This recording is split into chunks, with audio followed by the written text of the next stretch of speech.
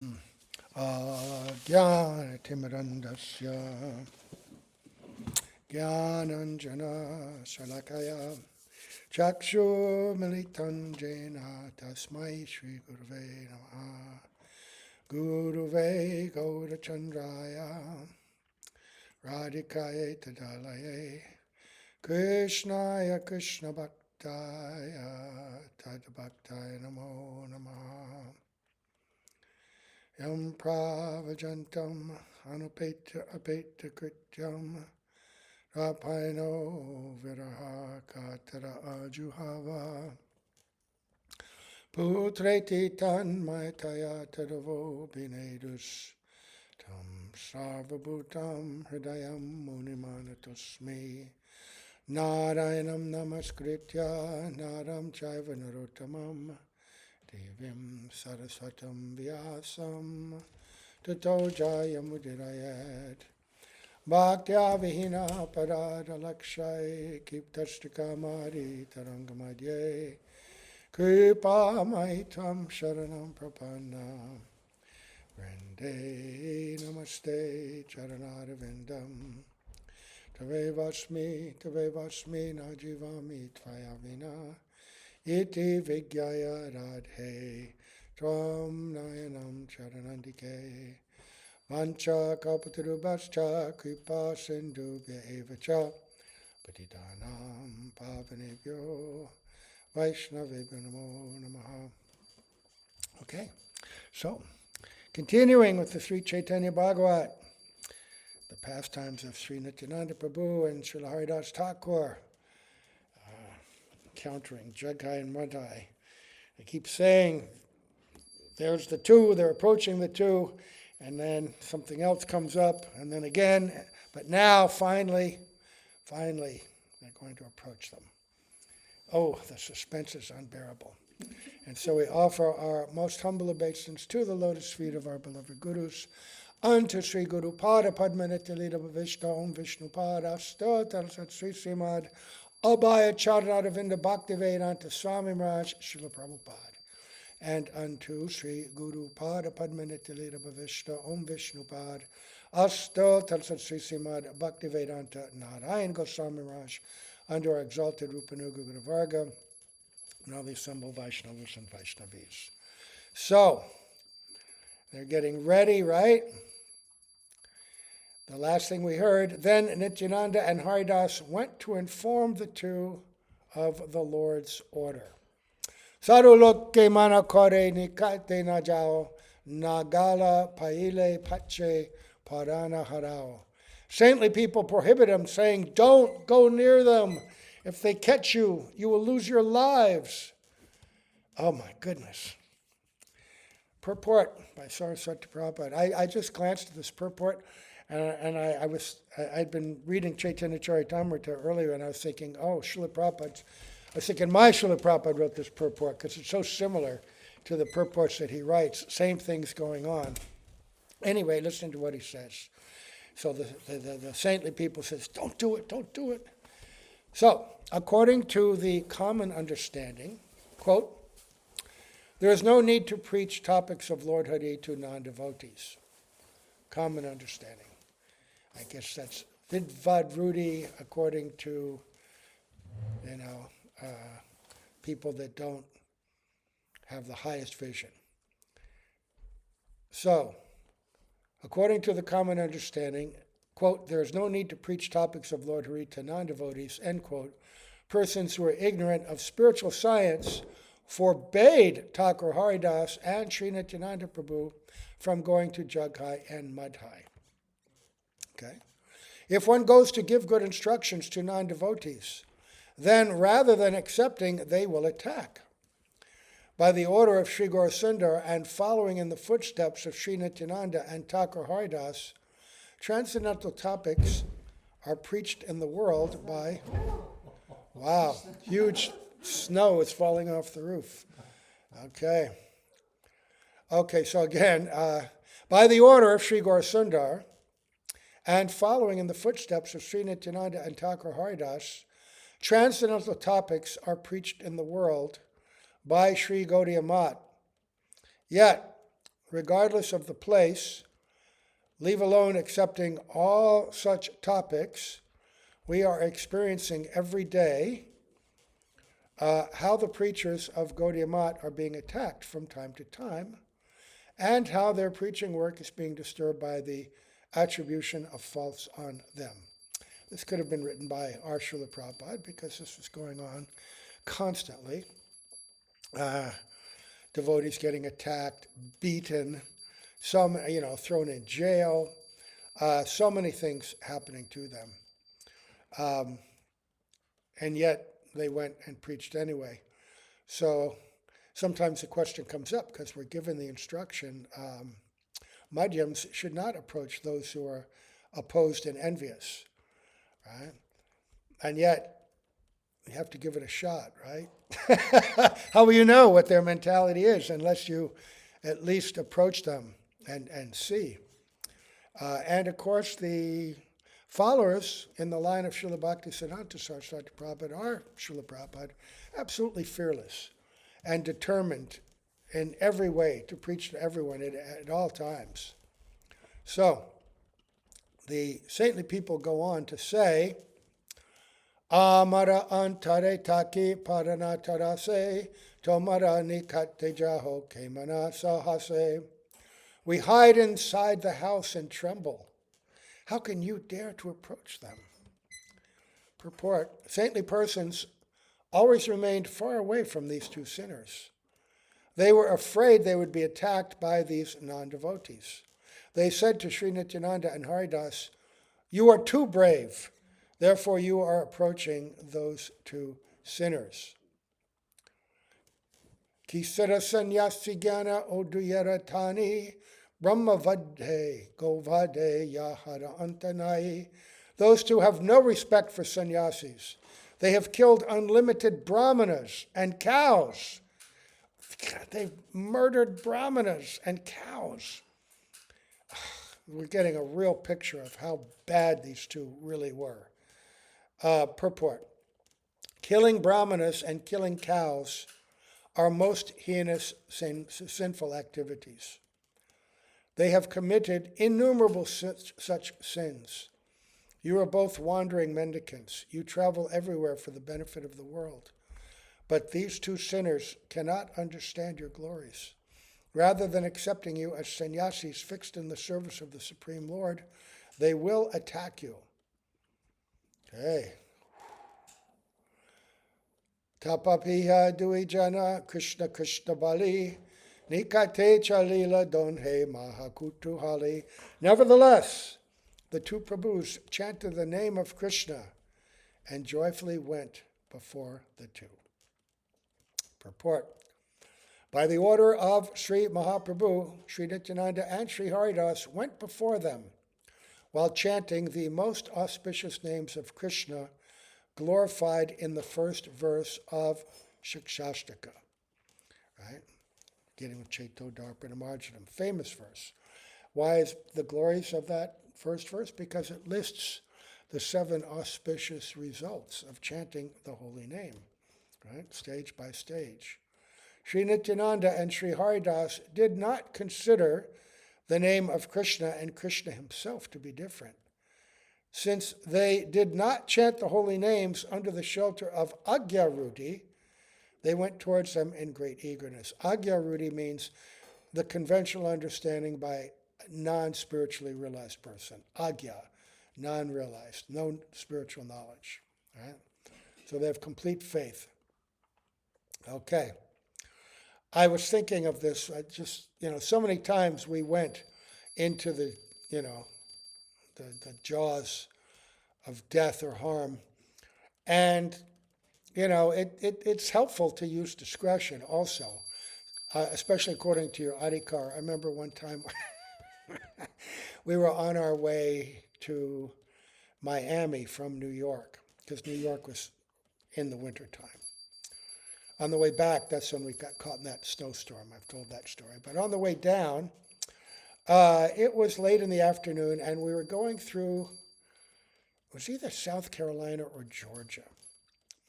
And we passed a big billboard. This is like 1973, right? And on the billboard was a Ku Klux Klan guy riding a horse, and it's rearing up, and it said, "You are in the heart of Klan country," which means, this was really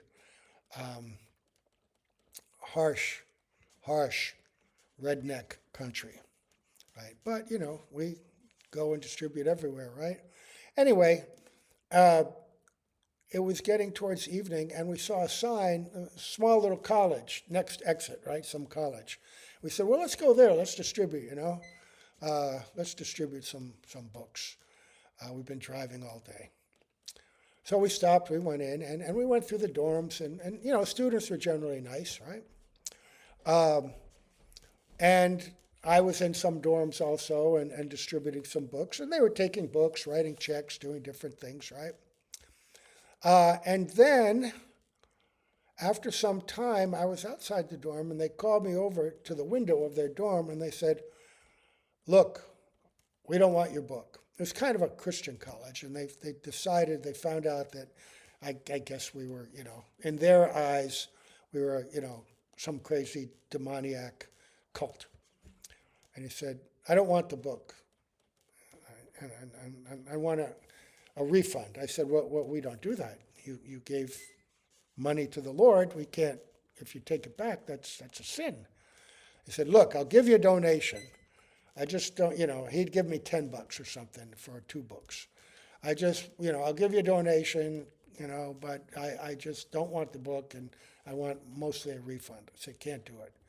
And they started threatening me, and I said, hey, look, you can beat me to death, but I'm not going to give you your money back, And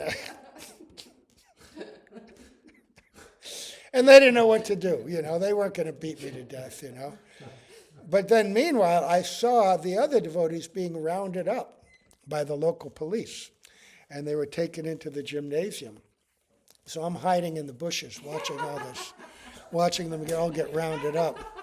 And I knew, oh my goodness, I guess, the jig is up somehow or other, And I'm debating, should I go in or not go in, right? Are they going to wait for me to get everybody rounded up, or should I not?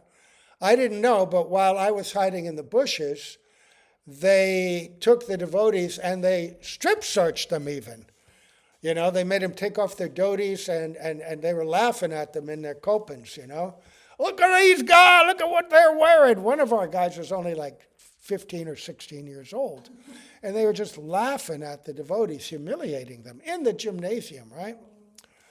And then there was a whole group of students that had been called into the gymnasium. And so finally I went in. And, this little sheriff, little buzz haircut. I mean, he just looked right out of Central Casting, redneck Southern sheriff.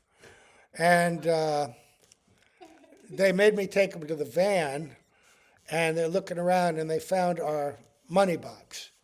And they brought in this bag that we used for money. And it was just coins. It was all full of coins. And they said, look here, they're collecting money. It's treasure. And they plop it down on the floor. And they make an announcement. Everybody who wants a refund should come forward. And so one by one, all the students come through and get refunds. And I'm glaring at the cop. I'm glaring at them, right? And then they just turned us loose. Too much trouble to take us in, and we hadn't really broken any laws. And they humiliated us. But I had thought, if I had given the money back, would we have gone through that or not? I just don't know if I handled it right. Sometimes we were a little too stubborn. According to time and place, you have to be careful. I remember getting caught once, twice, 3 times at the same parking lot, outrunning the manager, the fat old manager, and finally him getting a bunch of young clerks and guys to chase us down and surround us.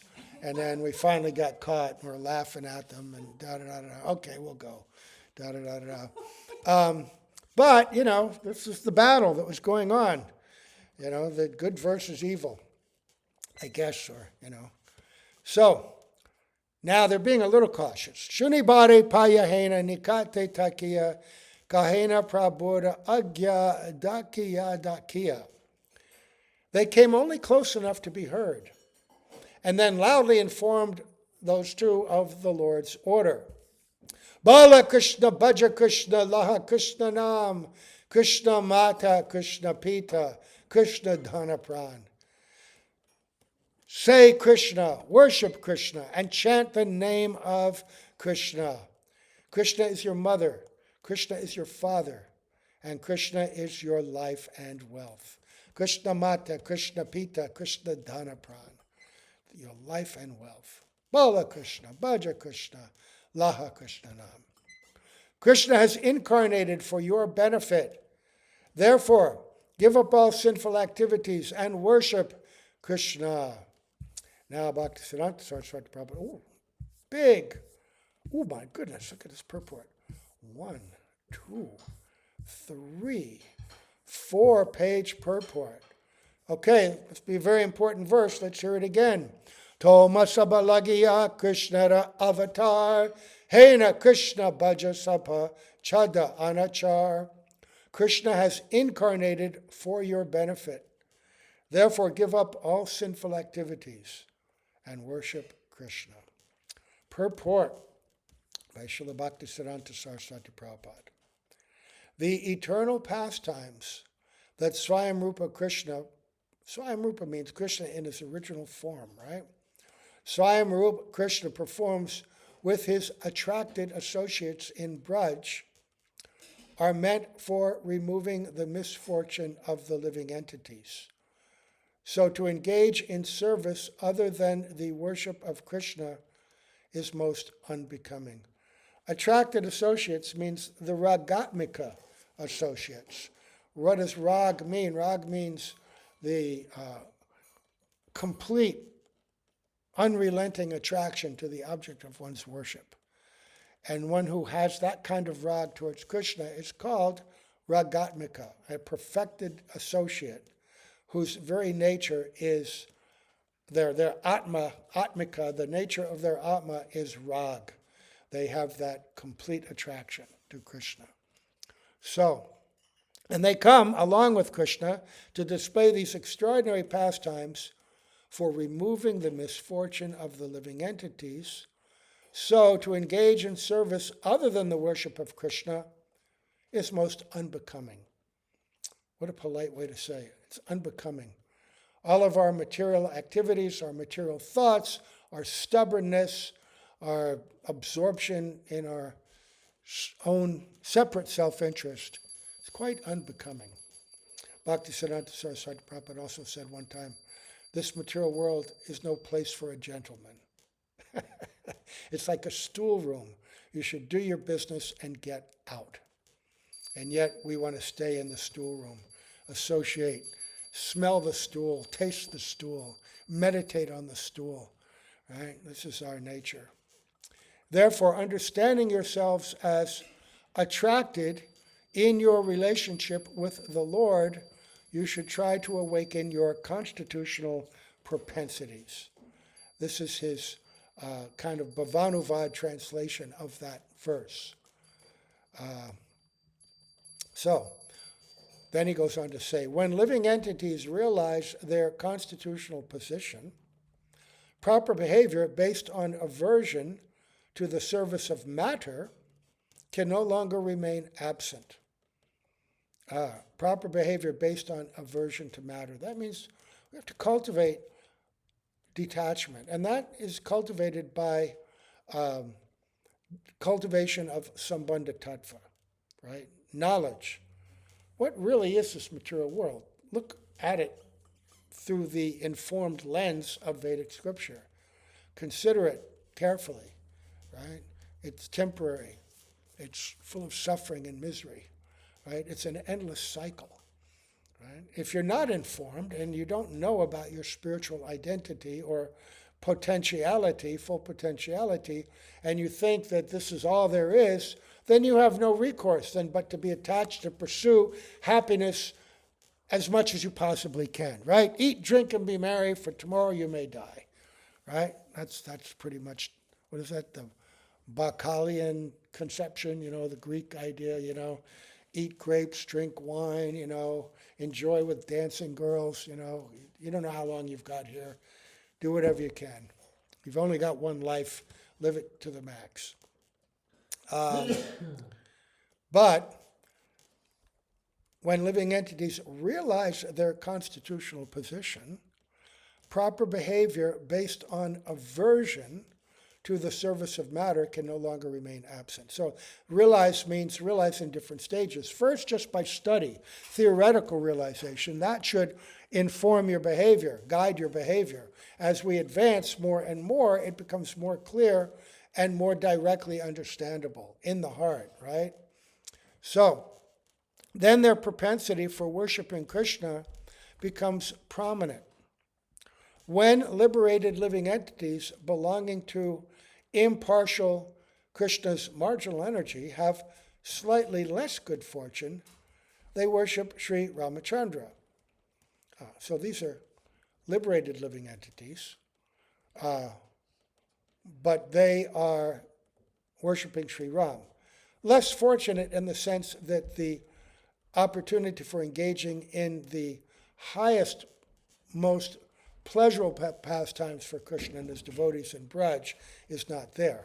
Of course, the worship of Sri Ram is extraordinary. And some of Mahaprabhu's best associates were worshippers of Ram. But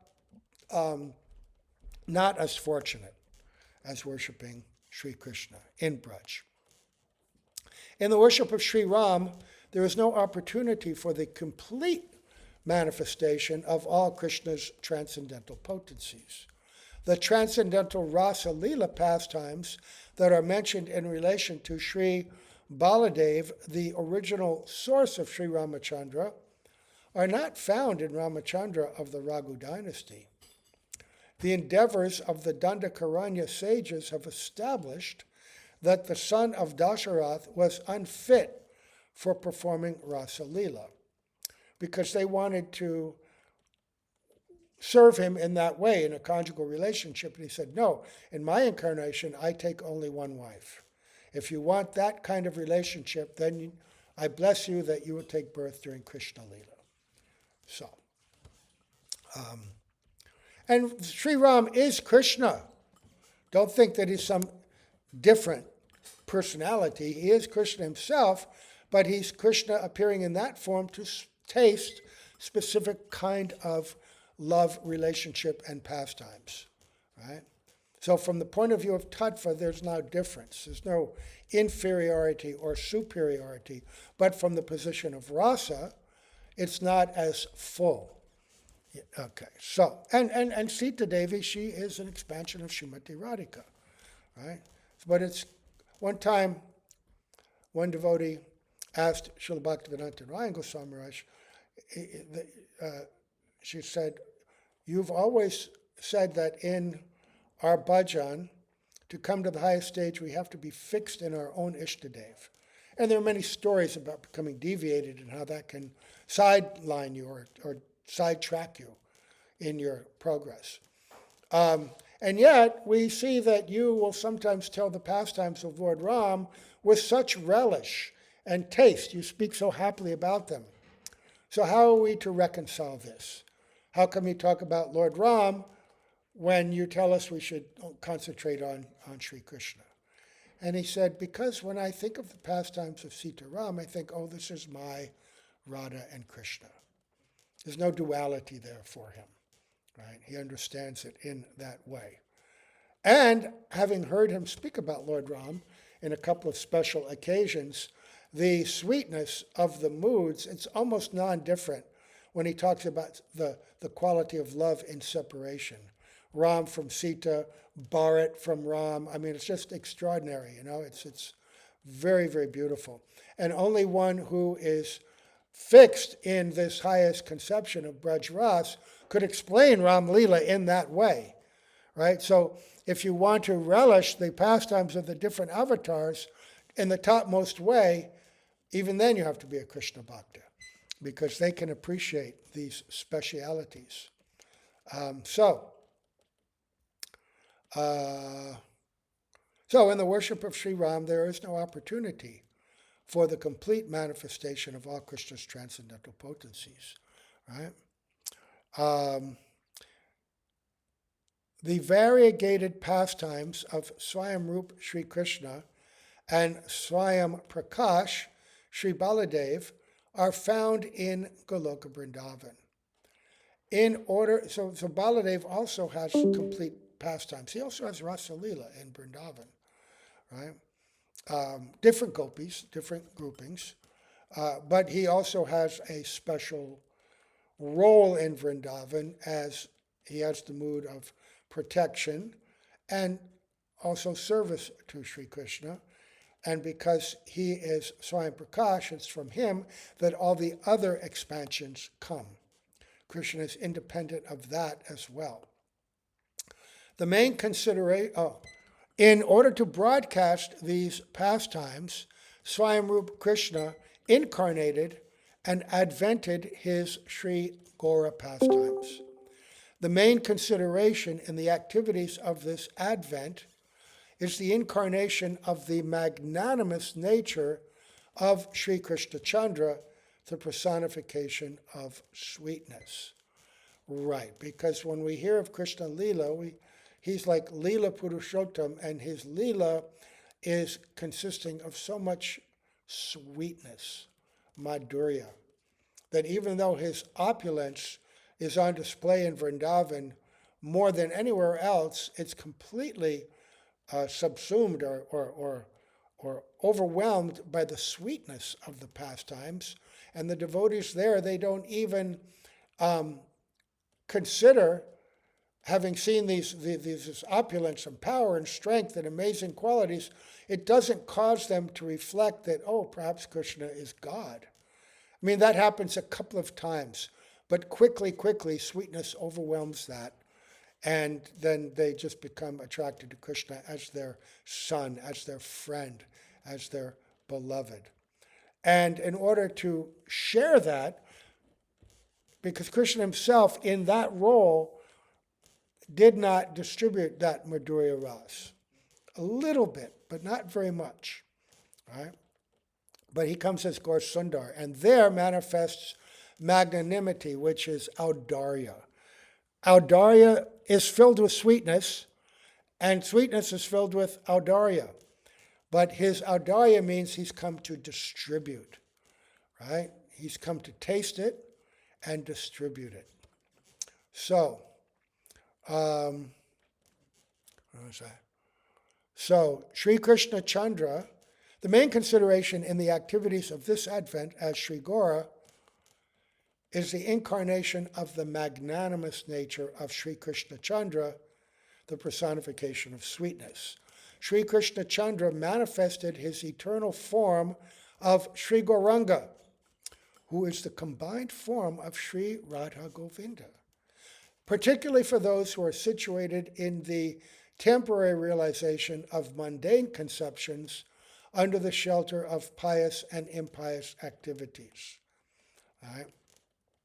Under the shelter of varnashram and the shelter of thinking that progression in this world towards piety and Brahminical life is going to give you that highest platform of perfection. But no, it cannot. So Mahaprabhu came to dispel all these lesser conceptions, and you can see that very clearly in his conversation with Roy Ramananda, where Ramananda Roy, being asked what is the perfection of life and the way to achieve it, he goes through all these different stages, recommendations, citing scripture at each stage, beginning with Varnashram, right? And then bhakti, then karma kanda mixed with bhakti, jnana kanda mixed with bhakti, and then gyan transmitted by self-realized souls, and then different stages of prem, or love of God, from Shanta to Dasya to Sakya to Vatsalya, and finally Madhurya. And even in Madhurya, the topmost representation of that and the source of that, Srimati Radhika. So he came to give that. So the worshipable Lord Sri Krishna Chandra descended in this world as Sri Gaur Sundar, who is the aggregate form of all devotees of Krishna, who assumes the role of a worshipper in different rasas, and who awards the opportunity to worship Krishna after giving up sinful activities in the form of material conceptions. He says something very interesting, very clear here. The aggregate form of all devotees of Krishna. He tastes all the different rasas. Although primarily he wants to experience the love in the mood of Srimati Radhika, he tastes not only her moods, but the moods of all the different gopis. He tastes the moods of Vatsalya Ras. He tastes the moods of Sakya Ras. He tastes the mood as a devotee of Lord Ram, as a devotee of Lord Nrsimha. He tastes all those, and thus he attracts devotees of all these different incarnations and avatars. That's speciality. So, the distinction of Krishna's worship has been revealed in the advent of Sri Gaura's pastimes of distributing Krishna Prem. The ultimate perfection of the good fortune of those pious souls who have obtained the qualification for remaining engaged in the service of Sri Ram Sita, Sri Ram Vrajagaji, Sri Lakshmi Narayan, Sri Vishvakshena Garuda Narayan, and the Chaturvyuha forms of Sri Vasudev, Sankarshan, Pradumya, and Aniruddha is the supreme service of Brajendra Nandan. In his form as Jagadguru, Sri Krishna Chandra, as the preacher of munificence, instructs the most pure living entities that Swayamrupa Krishna has incarnated for the benefit of the marginal living entities who give up bad association and discriminate between the modes of worshiping the Lord. So, in other words, there's two aspects to that. Preaching to the devotees of the Lord in these different rasas. Some of them he preached to. He brought them into Madhurya Ras. They were in that mood as a Leela. Some of them because they'd only come up to that stage, up to that point, and then they were progressing to their highest understanding. Just as Gopakumar also progressed stage by stage and even went to Vaikuntha, worshiping Lord Narayan, went to Ayodhya and Dwarka, right? But so some of these devotees were eternal Brajbasis who were assuming the mood of worshippers of Sita Ram or Lakshmi Narayan, like Prabodhananda Saraswati, the father, the uncle of Gopal Bhatta, Venkata Bhatta. And those he brought to this worship of Radha and Krishna. But there are others he also showed who were worshippers of, say, Sita Ram, who he would preach to convince them to give that up to worship Radha Krishna, but they could not because they were eternal associates of Sita Ram. And he praised them for that. Praised them for that. So by both systems, he's showing the eternal perfection of whatever rasa or mood one is eternally established in, and how the Lord is pleased by all his devotees. And on the other, he showed that for those who want to understand, experience the topmost ras, it's in Vrindavan. And it's under the guidance of the gopis. And this is what the conversation with Sri Ramananda Roy revealed. So, having received the direct order of Mahaprabhu, Jagat Guru Sri Nityananda and Jagat Guru Thakur Haridas, as specific manifestations of Jagat Guru, preach the topics of Krishna's munificent incarnation to the people of the world. Specific manifestations. Jagat Guru means guru qualified for everyone. But even Jagat Guru, self-realized gurus, may appear in specific moods with specific purpose to attract specific people. That's why we see among the followers of the disciples, Bhaktisiddhanta Saraswati Prabhupada, he had many pure devotees who took on the role of Jagat Guru, and they had specialities in their mood and their preaching. And that's all good. That's all good. Because bhakti is very broad. So, And the Kanishta devotee, not being able to understand that, may think, oh, my guru is preaching like this. He's the one and only. The others are lesser, they're wrong. Or someone who's intelligent is thinking, oh, my guru so mercifully attracted me, and he is among these very wonderful and dear associates of Bhaktisiddhanta Saraswati Prabhupada. No harm in hearing from them time to time, but because being less advanced, if I can't reconcile what they say with what my guru says, or the way my guru says it, I should not find fault with them. I should go to my guru to try to reconcile. Right? But less developed devotees will either find fault with what they heard from that other guru, or might think, oh, my own guru, he doesn't understand like this one does, and he will reject him. So for that reason, Srila Prabhupada put a fence around his ISKCON to protect us at our young and vulnerable time, because in the early days, devotees fell victim to both these mentalities. Some left Srila Prabhupada being critical of him, and some were critical of his godbrothers. And there were a few godbrothers who were appearing to be unfavorable, and that it wouldn't have been good at all to be in that association. So Mahaprabhu, he's preaching to everyone. As the supreme instructor, the most munificent creature, my eyes just jump all over the place.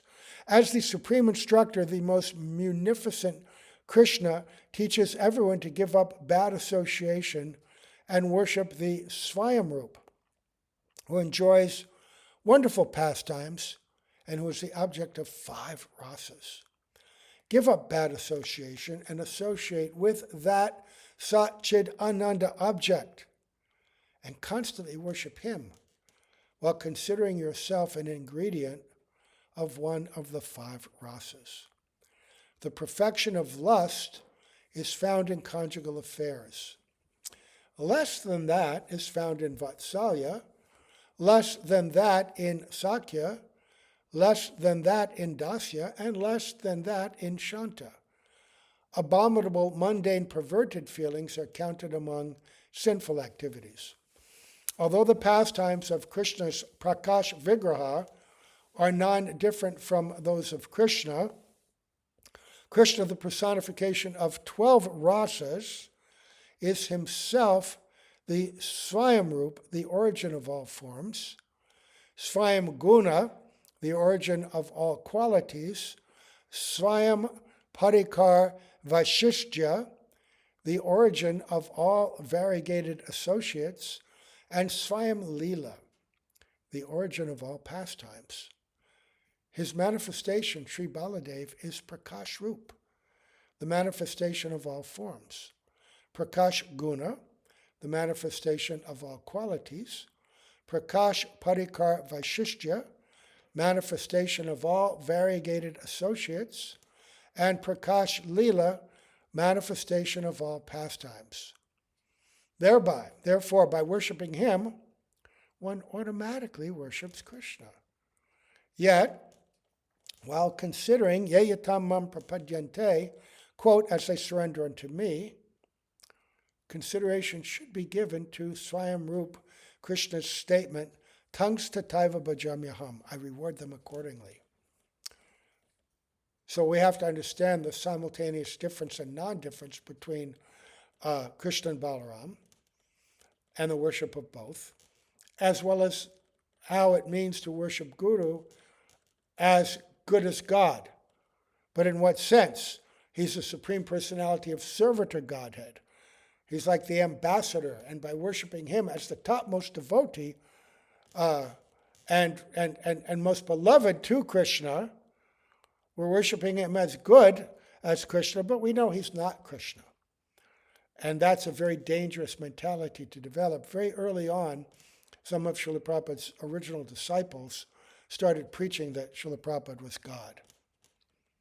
And these were, some of his earliest disciples, among the first initiates. And Srila Prabhupada became enraged. And he kicked him out of the movement. And they weren't evil and misguided, and they begged him for forgiveness, and he said, all right, you have to go and travel and open up, I forget how many, 10 temples each, and then I will let you back in. So immediately they began preaching, and very quickly he forgave them. In fact, he gave them all sannyas so that they could preach. But that tendency, these anarthas, these misconceptions, lie deep in the heart of the conditioned soul. And so we have to be on the lookout within our own hearts, and Guru is also on the lookout. But he won't let these misconceptions pervade and water down or pervert his teachings, right? So, you can worship all of these different forms, but you will get a reward according to that. They're one, and yet they're not one. Achintya Abheda Prakash. According to some, worship of the Chaturvyuha forms of Krishna headed by Vasudeva is supreme. According to others, worship of Krishna's forms headed by Sita Ram is supreme. And according to still others, worship of Krishna's forms like Revati Raman is supreme. Although all are worship of Krishna, only those who have realized the purport of the statement, I am Krishna, worship me, are qualified to obtain the darshan of Sri Krishna Chandra's munificent form of Sri Gaurasundar. Right, Gaurasundar in his own complete form. Okay. We still have 2 more pages of this purport. I think I'm going to have to continue this purport tomorrow. Let's see. Yeah. It's that time. Let me see if I can complete this thought. Only those who have realized the purport of the statement, I am Krishna, worship me, are qualified to obtain the darshan of Sri Krishna Chandra's munificent form as Sri Gaurasundar. Knowing themselves as non-different from participants in Krishna's pastimes, Sri Baladev Nityananda Prabhu are the original source of the Vishnu Tattvas and the chief of all devotees, and Namacharya Adiguru Brahma, the chief of all devotees, vigorously concealed this fact from unfortunate persons while revealing real knowledge during the manifested pastimes of the covered incarnation. All right, so we'll reread that tomorrow and finish off this purport by Bhaktisiddhanta Saraswati Prabhupada. All right, so we'll stop here. All glories to Srila Prabhupada. All glories to Bhaktisiddhanta Saraswati Prabhupada. All glories to our exalted Guru Varga, Sri Rupanuga Guru Varga. All glories to Srila Prabhupada, Srila Gurudev, our assembled Vaishnavis, Vaishnavis, Gaur Prema.